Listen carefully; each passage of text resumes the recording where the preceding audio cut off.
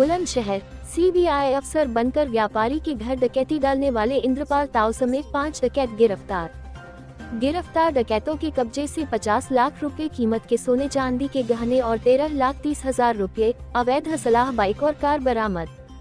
डकैतों ने दिन में सीबीआई अफसर बनकर व्यापारी के परिवार को बंधक बनाकर डाली थी डकैती। डकैत इंद्रपाल ताऊ पर दर्ज है 31 मुकदमे। याकीश और इंद्रपाल ताऊ की गिरफ्तारी पर था 25,-25,000 का इनाम। व्यापारी के नौकर संजय शर्मा की मुखबरी पर डकैतों ने डाली थी व्यापारी के घर डकैती। इंद्रपाल ताऊ पर 31, यशपाल पर 7, याकीश पर 9, संजय पर 2 और सचिन पर दर्ज है 4 मुकदमे। गैंग का सरगना है इंद्रपाल ताऊ। इंद्रपाल ने महाराष्ट्र, गुजरात, यूपी, एमपी, बिहार समेत देश के 1 दर्जन स्टेट्स में डाल चुके हैं डकैती। इंद्रपाल ताऊ ने ही की थी घटना से 2 दिन पहले व्यापारी के घर रेकी। बुलंदशहर की कोतवाली जहांगीराबाद क्षेत्र के मोहल्ला पोखर में 19 दिसंबर को व्यापारी के घर हुई थी लूट। समाचार 30 लाइव के लिए बुलंदशहर से ब्यूरो चीफ अनिल सोलंकी की रिपोर्ट। सीबीआई ऑफिसर बनकर लूट की गई थी, उसका खुलासा हुआ है, क्या क्या बरामद हुआ है, कितने लोग गिरफ्तार हुए हैं? देखिए, अनूप शहर कस्बे के एक प्रसिद्ध व्यवसायी के घर पे दिनांक 19 तारीख को घर में 4 लोग घुस गए, जो अपने को सीबीआई का अधिकारी बताते हुए बोले कि आपके यहाँ रेड हो रही है और आप कोऑपरेट करिए। कुछ मोमेंट के बाद परिवार को थोड़ा सा डाउट हुआ, तो उन लोगों ने क्वेश्चन किया। इसके बाद इन सबों ने परिवार के लोगों को ओवर पावर करके और कमरे में ले गए और इसके बाद वहाँ पे जो भी इनको कैश मिला और ज्वेलरी मिली लेके चले गए। थोड़ी देर बाद ही, जैसा कि सभी लोग भीग गए हैं, कि बाहर एक मेड काम करने वाली आ गई थी और उसने कुछ चीज़ों को देखा, फिर आसपास बताया। लोग वहाँ पे फिर बाहर आए, पुलिस को तत्काल सूचना मिली। पुलिस ने वहाँ पे अच्छा रिस्पांस किया, कई टीमें लगाई गई वहाँ पे। हमारे एसपीआरए साहब के नेतृत्व में सीओ अनूप शहर, विकास सिंह और उनके फिर अनुपस्थिति में मधुप ने और हमारी स्वाट की जो असलम के नेतृत्व में पूरी टीम थी, पूरी टीम दिन रात एक करके उसमें काम किया। हम लोगों ने उसमें शुरुआत से ही सीसीटीवी कैमरे, मोबाइल सर्विलांस, मैनुअल सर्विलांस के साथ साथ त्रिनेत्र ऐप का भी उसमें सहयोग लिया और फिर सारी चीज़ों को कड़ियों से कड़ियों तक जोड़ने के बाद इनका फिर मूवमेंट क्लियर हुआ और ये क्लियर हुआ कि घटना के पहले भी वहाँ पर रैकी की गई थी। उन सीसीटीवी को देखा गया तो उसमें कुछ बदमाश चिन्हित हुए, जिसको त्रिनेत्र से हम लोग फिर मैच भी कराए और उनके बाद फिर उन पर काम शुरू हुआ। अल्टीमेटली इसमें गिरफ्तार हुए कुल 5 अभियुक्त, जिसमें मालूम चला कि एक व्यक्ति जो उनके दुकान पर ही काम करता था और अपना खुद का ट्रैक्टर लगा करके वहाँ से रोज़ बिल्डिंग मटेरियल्स के सामान या फर्नीचर्स के सामान उन जगह छोड़ता रहता था। तो डेली वो वॉच करता था, क्योंकि वो खुद में पहले क्रिमिनल था और उसकी हिस्ट्री सीट भी खुली हुई थी। एक आपराधिक पृष्ठभूमि का व्यक्ति था जिसका नाम संजय है। उसी ने फिर इस बात को दूसरे बदमाशों से बताया और ये घटना 3 महीना पुरानी, 3 महीना पहले ही उसने शेयर किया कि ऐसे ऐसे इनके यहाँ काफ़ी मात्रा में पैसा, ज्वेलरी मिल सकता है।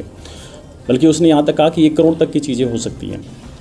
फिर इसके बाद ये सारी प्लान करके घटना के 2 दिन पहले ही इसमें कुछ लोग रैकी करते हैं आकर के और उसे पूरा चीज़ों को देखते हैं, पैदल चल के देखते हैं और उसके बाद ये 19 तारीख को ये घटना कारित की गई थी।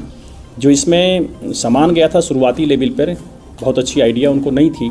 जो नोट कराया था सामान उससे कुछ ज़्यादा ही निकली ज्वेलरी, क्योंकि शुरुआत में जो कुछ ज्वेलरीज के नाम हम बताने में परिवार के अपने महिलाओं सदस्यों के थे वो छूट भी गए थे, वो बाद में डिटेल में आया है। तो इस तरह करीब 28 तोला तो इसमें सोना मिला है जो इनसे रिकवर कर लिया गया है और 200 ग्राम चांदी है और 13,30,000 रुपया मिली है। इनके जो प्रयुक्त तमंचे थे वो भी बरामद किया गया है। दोनों मोटरसाइकिल जो इन्होंने घटना में प्रयोग की गई थी वो भी बरामद की गई है, बल्कि घटना के दिन इन्होंने नंबर प्लेट हटा दिया था और उस जो नंबर प्लेट दूसरी जगह रखा था वो भी बरामद किया गया है। तो इस तरह से इसमें पूरी व्यवस्थित तरीके से एक बड़े प्रोफेशनल तरीके से काम किया पूरी टीम ने। शुरुआती में हम लोग 2 लोगों को चिन्हित कर पाए थे इसमें।